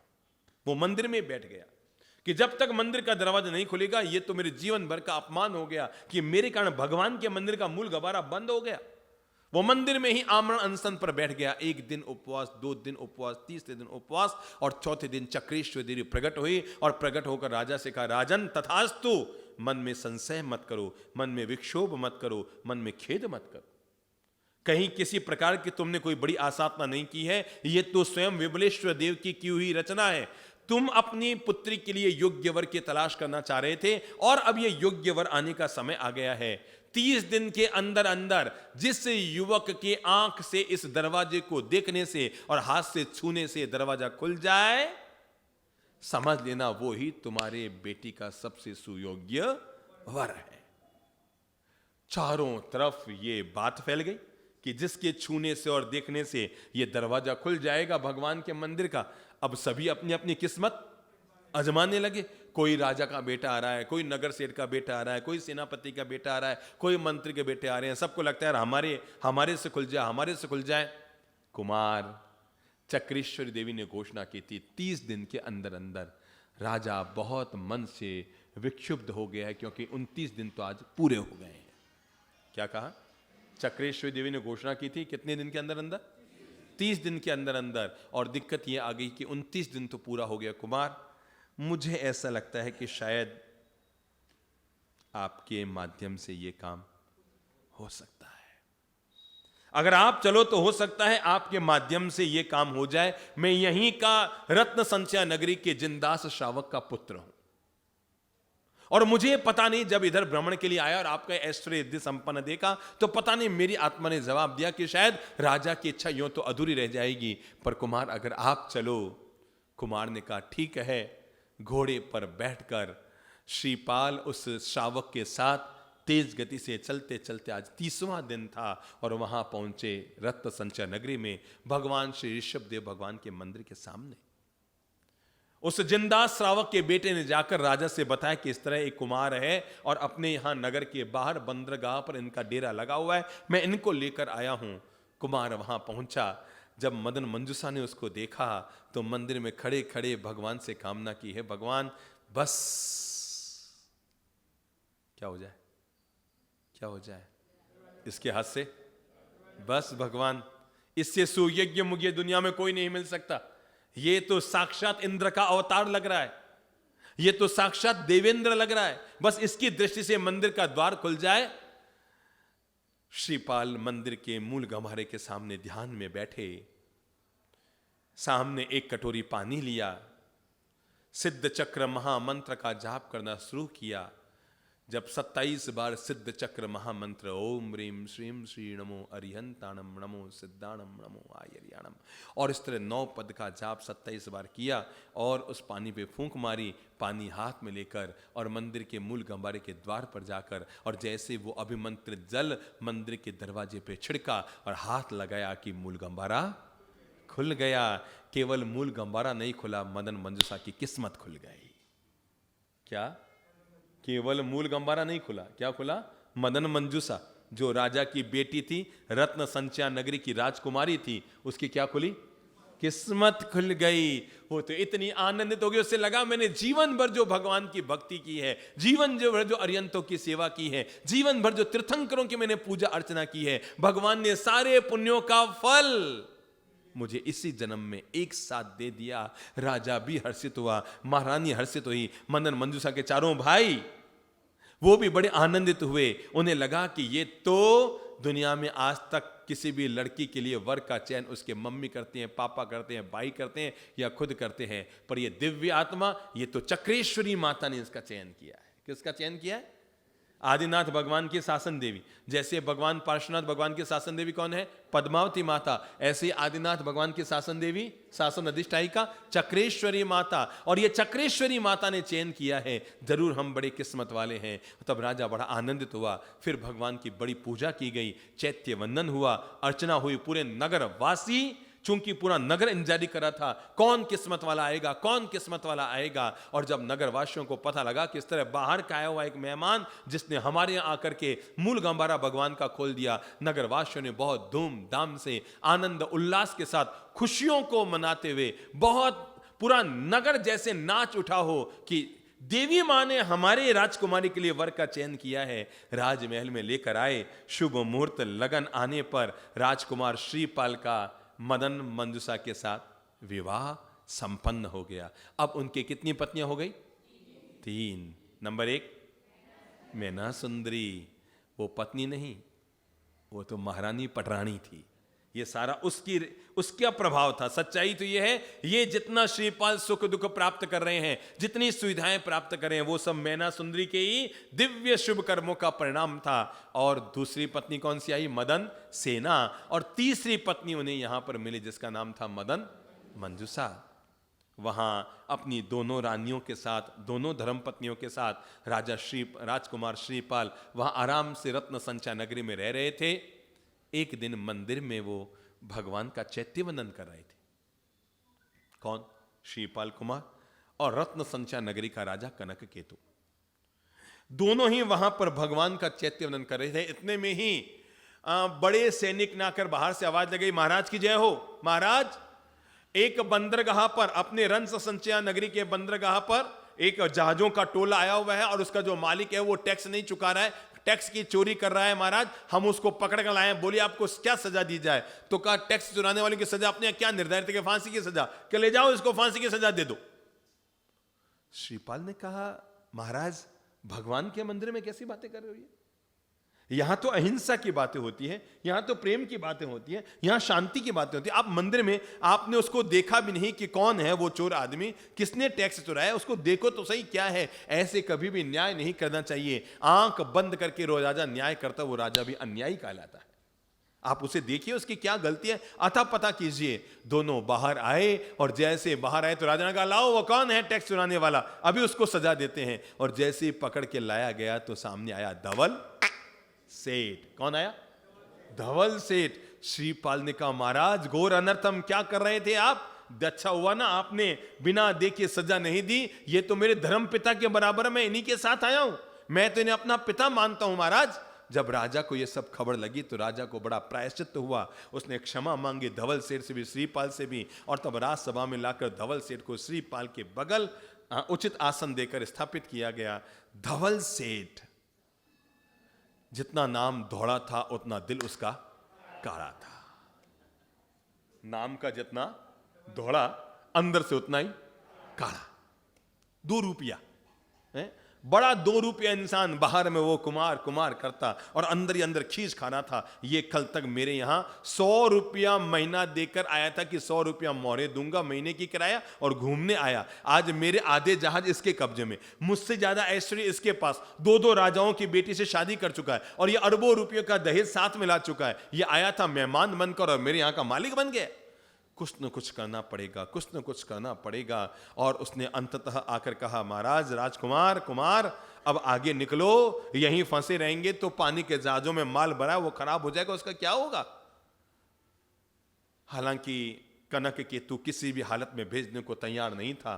वो अपनी बेटी को भी बहुत चाहता था और दामाद को भी बहुत पसंद करने लग गया। पर जब श्रीपाल ने कहा कि मैं निकला ही घर से केवल दुनिया के कुछ नई चीजें देखने के लिए और अपने भाग्य की परीक्षा करने के लिए, अपने मेहनत की परीक्षा करने के लिए निकला हूं, इसलिए मैं रुक नहीं सकता। अंततः जितना ऐश्वर्य राजा महाकाल ने दिया, उससे भी 4 गुना ऐश्वर्य राजा कनक केतु ने अपनी बेटी और दामाद को देकर उन्हें वहां से नगरवासी उमड़ कर आए ठेठ बंदरगाह पर। और सब नगरवासियों ने मंगल गीत गाते हुए, नगरवासियों ने बहुत बधाइयां देते हुए और बहुत शुभकामनाएं देते हुए तब श्रीपाल उनकी दोनों महारानियों को और धवल सेठ के जहाजों को वहां से विदा किया।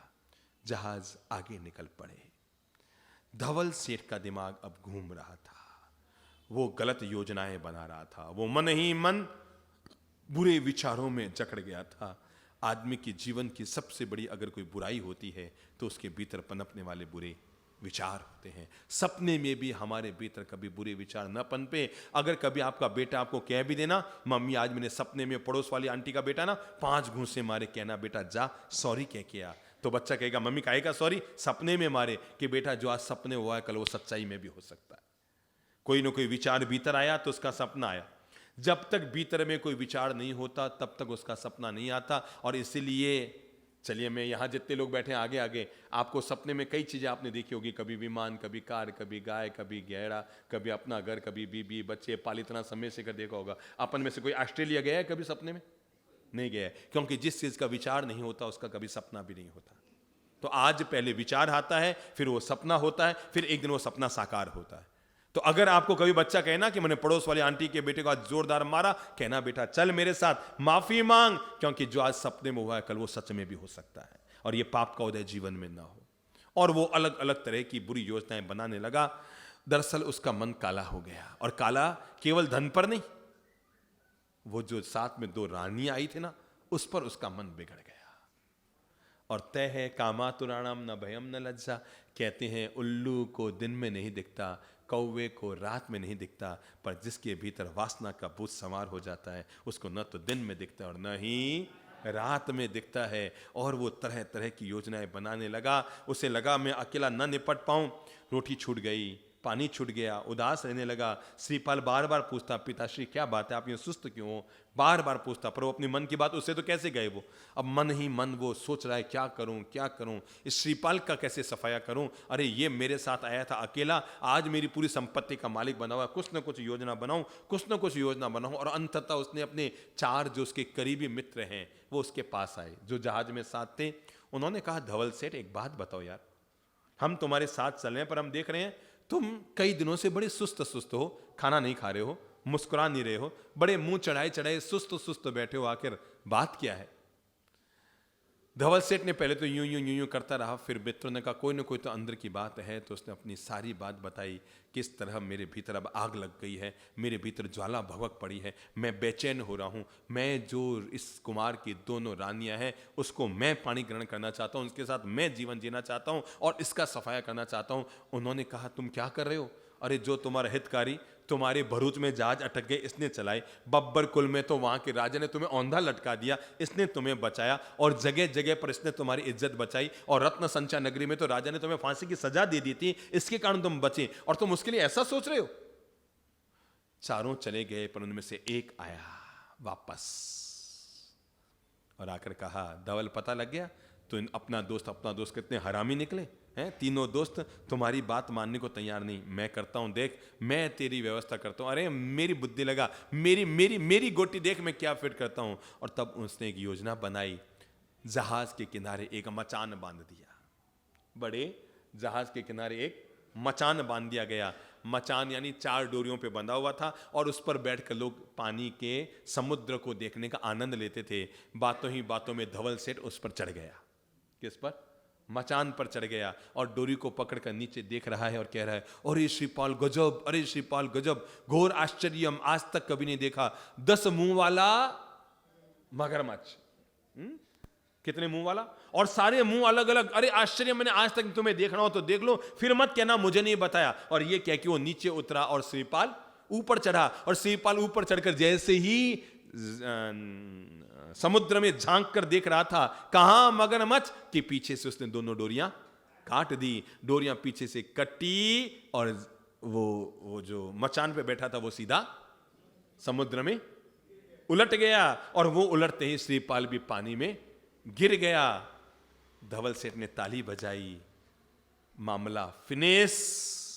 पहले तो नाटक करने लगा, 2 रानियों के पास जाकर, मदन सेना और मदन मंजूषा के पास जाकर, अरे बहुत दुखी हूँ, बहुत अनर्थ हो गया, बड़ा अनर्थ हो गया, बड़ा अनर्थ हो गया, ये वो 2 रानियां रोने लगी, पता नहीं कैसे हो गया, बड़ा अनर्थ हो गया, बड़ा अनर्थ हो गया।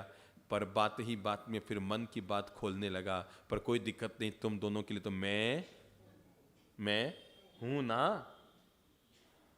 पापी आदमी का पाप छिपा नहीं रहता है और कभी न कभी पाप का घड़ा जरूर भरता है। और उसने कहा, दोनों से कहा, मैं हूं ना। और जब उन्होंने उसके मन को समझा तो लताड़ते हुए कहा, और एक दिन तो उसने हद सीमा पार कर ली जब महिला के वस्त्र पहनकर वो उनके कमरे के अंदर घुस गया और घुसने के बाद उनके साथ जबरदस्ती करने की कोशिश करने लगा। और तभी दोनों रानियों ने श्रीपाल को याद किया और जिस मंत्र का श्रीपाल ध्यान करते थे, सिद्ध चक्र महामंत्र, उन्हें याद आ गया कि संकट की वेला में हमारे पतिदेव इसी मंत्र का जाप किया करते थे। और दोनों ने तब उसी पानी के जहाज पर ही, जब वो विजय धवल सेठ गलत मन को लेकर उनके कमरे में घुस गया और गलत काम करने की कोशिश करने लगा, उन्होंने तब याद करना शुरू किया सिद्ध चक्र महामंत्र को। 9 बार भी जाप ने किया होगा कि अचानक तेज आंधी, तेज तूफान, तेज गड़गड़ाहट बादल आए और पानी के जहाज सारे हिलने लगे। और उसी के बीच चक्रेश्वरी मां पानी के जहाज पर दम से प्रकट हुई।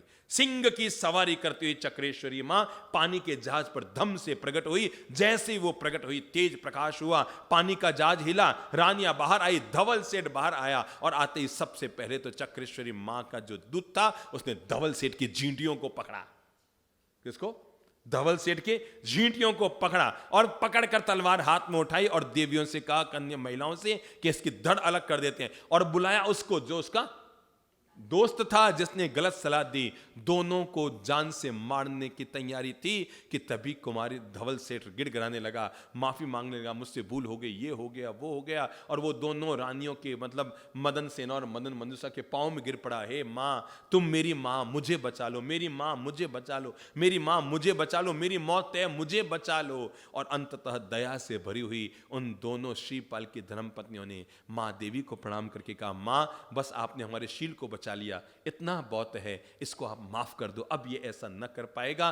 तो चक्रेश्वरी देवी ने उसको माफ कर दिया, पर माफ करते करते कहा कि बंदा याद रखना, अगर तूने कभी भी किसी महिला पर गलत नजर डाली तो तू अंधा हो जाएगा। क्या कहा? माफ तो कर दिया, पर उसे पता था कि अगर मैंने यूं ही माफ कर दिया फिर वापस वैसे ही करेगा इनके साथ। तो कहा कि अगर तूने कभी भी नजर डाली तो तेरी आंखें जीवन भर के लिए चली जाएगी। चक्रेश्वरी देवी वापस चली गई। चलते चलते पानी के जहाज, अब समुद्र में कौन गिरा? श्रीपाल। पर डूबा नहीं। क्यों? याद करो, याद करो। उसके पास 2 विद्याएं थी। नंबर 1 शस्त्रघात निवारिणी और नंबर 2 जल तरिणी, कि पानी में वो कभी डूबेगा नहीं, पानी में डूबा नहीं। और तभी उसे एक मगरमच्छ का सहारा मिल गया और मगरमच्छ के सहारे चलते चलते चलते चलते श्रीपाल उस मगरमच्छ के सहारे चलते चलते एक बंदरगाह के किनारे पहुंचा और उसका नाम था कोंकण देश। क्या नाम था? कोंकण देश। कोंकण देश के किनारे पहुंचा और वहां पर जाके नीचे उतरा और कोंकण देश में चंपक वृक्ष के नीचे, नंदन वन में जो चंपक वृक्ष था उस पर जाकर वो आराम करने लगा। वहां जाकर वो तो लेट गया, पर थोड़ी ही देर में राजा के सैनिक आए। कहा, प्रणाम, आप खड़े होइए। कहा, मतलब कि आपको हमारे राजा क्या चलना पड़ेगा? श्रीपाल ने कहा, भाई मुझे तुम्हारे राजा से कोई लेन देन नहीं है, मैं तो पानी में गिर गया था और रास्ता जैसे तैसे आया, मैं आगे निकल जाऊंगा। कहा, नहीं नहीं, आपको हमारे राजा क्या चलना पड़ेगा। और तब आगंतुक व्यक्ति ने सारी कहानी बतानी शुरू की और बतानी शुरू ये की कि अभी थोड़ा दिन पहले हमारे राजा के एक बहुत बड़ा ज्योतिषी आया था और राजा ने, जिनका नाम है राजा वसुपाल, कोंकण देश में थाना नगरी है और वहां के राजा का नाम क्या है?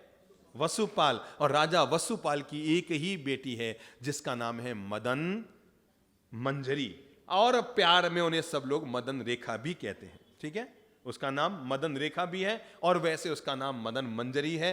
और राजा ने अपने उस ज्योतिषी से पूछा कि मेरी बेटी का वर कौन होगा। और तब उस ज्योतिषी ने अपने पूरे शास्त्रों को देखकर, उस युवती के हाथों को देखकर, उसकी भाग्य दशाओं को देखकर कहा कि राजन, आज से अमुक योग, अमुक ग्रह नक्षत्र में समुद्र के किनारे चंपक वृक्ष के नीचे जो व्यक्ति सोया हुआ मिले, समझना वही तुम्हारी बेटी का योग्य वर है। और आज हम इसीलिए आए हैं और तुम हमें मिल गए हो। श्रीपाल कुमार को नगर में लाया गया, धूमधाम हर्षोल्लास के साथ बड़े मान सम्मान के साथ उन्हें लाया गया और वैशाख शुक्ला सप्तमी के दिन उनका पाणी ग्रहण संस्कार संपन्न हो गया। इस तरह श्रीपाल की अब आज चौथा दिन है, तो मैंने कहा 4 पत्नियां कर देते हैं, ठीक है ना, बाकी तो 3 में मामला निपटा देता, पर मैंने कहा चौथा दिन है, तो नौपत के चौथे दिन ने 4 पत्नियां दे दी।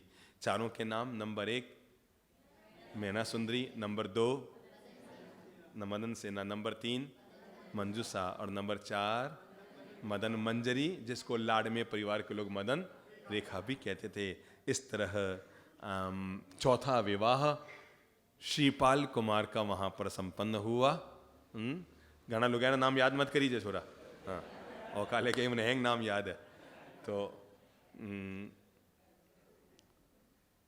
4 विवाह उनके संपन्न हो चुके थे, पर श्रीपाल कुमार मन में चिंतित थे अपनी दोनों महारानियों के लिए, अपनी दोनों पत्नियों के लिए कि उनका क्या हो। अगर वो सिद्ध चक्र का जाप कर रहे थे, वो जहाँ भी हो सुरक्षित, भगवान तो उन्हें कोंकण देश में इसी थाना नगरी में भेज। और यहाँ पर राजा ने जब उन्हें महामंत्री पद देना चाहा तो श्रीपाल ने मना कर दिया कि मैं अब और आगे जाऊँगा, मैं टिका हुआ नहीं रह पाऊँगा, मुझे अपने भाग्य की और अभी तक परीक्षाएं करनी हैं। और तब राजा ने उन्हें ठगीधर का पद, कौन सा पद?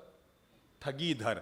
ठगीधर पुराने जमाने में राजाओं के एक पद हुआ करता था कि जब भी कोई बहुत ज्यादा सम्माननीय व्यक्ति आता तो उनका सम्मान करने के लिए उन्हें पान या तांबुल दिया जाता। वो जो पान देने का दायित्व निभाता था, राजा के यहाँ सबसे बड़ा व्यक्ति माना जाता था और उसी को ठगीधर कहते थे, और वो पद श्रीपाल को दिया गया। पुराने जमाने में राजाओं के यहाँ ठगीधर का पद होता था और उसका काम होता था जो बाहर से राजा महाराज आए हैं उनका सम्मान करना, उन्हें पान या तांबुल देकर उन्हें सम्मानित करना। और इस तरह श्रीपाल वहां रहने लगा। लेकिन इधर ये पानी के जहाज, धवल सेठ के जहाज, धवल सेठ ने क्या सोचा, अगर वो बचा भी होगा तो हवा इस दिशा की है, मैं एक काम करता हूं, अपने जहाजों को उल्टी दिशा में चलाता हूं, ताकि अगर वो बचा है तो वो किधर जाएगा, हम किधर जाएंगे, अरे आगे जाकर इसकी संपत्ति पे कब्जा मैं कर लूंगा। पर संयोग की बात थी, चलते चलते अपने आप भाग्य मोड़ लेता है, अपने आप नियति मोड़ लेती है और उल्टी दिशा में चलते हुए जहाज अंततः कोंकण देश में ही पहुंच गई। धवल ने सपने में भी नहीं सोचा होगा कि आगे अब जो होने वाला है उसके साथ किस तरह की घटनाएं घटित हो जाएगी, वो सपने में भी नहीं सोच सकता था। पर नियति की रेखाएं अनंत होती है और वो नियति की रेखाएं आखिर उसे कोंकण देश में ले आई। अब आगे अपन कल देखेंगे किस तरह कोंकण देश में आने के बाद धवल सेठ उनसे मिलता है कि नहीं मिलता है, और वो जो 2 रानियां हैं साथ में मदन सेना और मदन मंजूषा, ये दोनों क्या वापस श्रीपाल से मिल पाती है या नहीं मिल पाती है। आने वाले कल को अपन इन सब बातों को समझेंगे। चलिए आज हम चौथे पद की आराधना करते हैं। कमर सीधी कर लो, ध्यान में मुद्रा। ओम ह्रीम श्रीम श्री नमो उवज्झायाणम। ओम ह्रीम श्रीम श्री नमो उवज्झायाणम। ओम ह्रीम श्रीम श्री नमो उवज्झायाणम। ओम ह्रीम श्रीम श्री नमो उवज्झायाणम। ओम ह्रीम श्रीम श्री नमो उवज्झायाणम। ओम ह्रीम श्रीम श्री नमो उवज्झायाणम। ओम ह्रीम श्रीम श्री नमो उवज्झायाणम। ओम ह्रीम श्रीम श्री नमो उवज्झायाणम। ओम ह्रीम श्रीम श्री नमो उवज्झायाणम। ओम ह्रीम श्रीम श्री नमो उवज्झायाणम।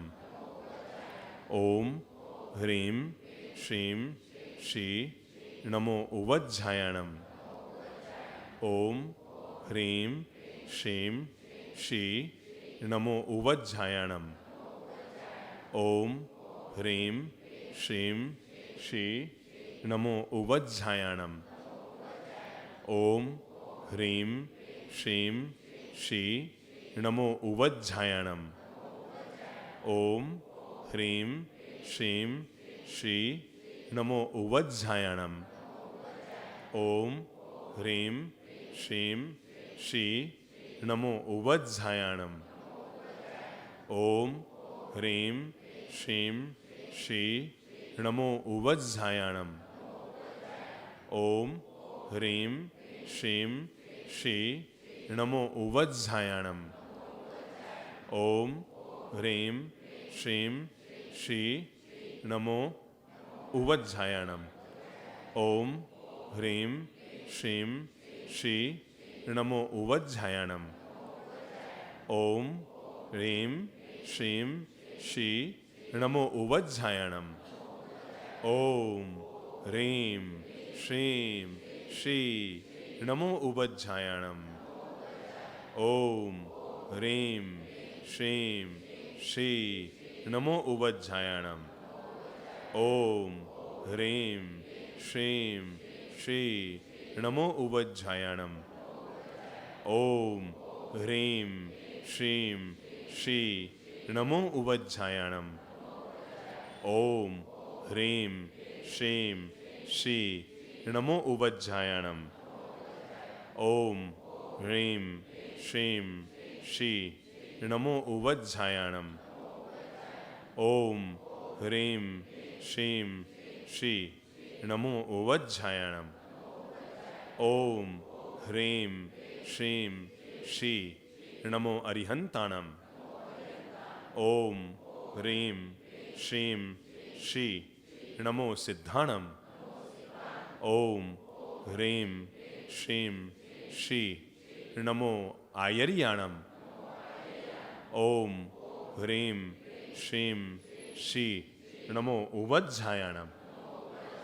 ओम ह्रीं श्रीं श्री नमो लोये सव्वसाहुणम।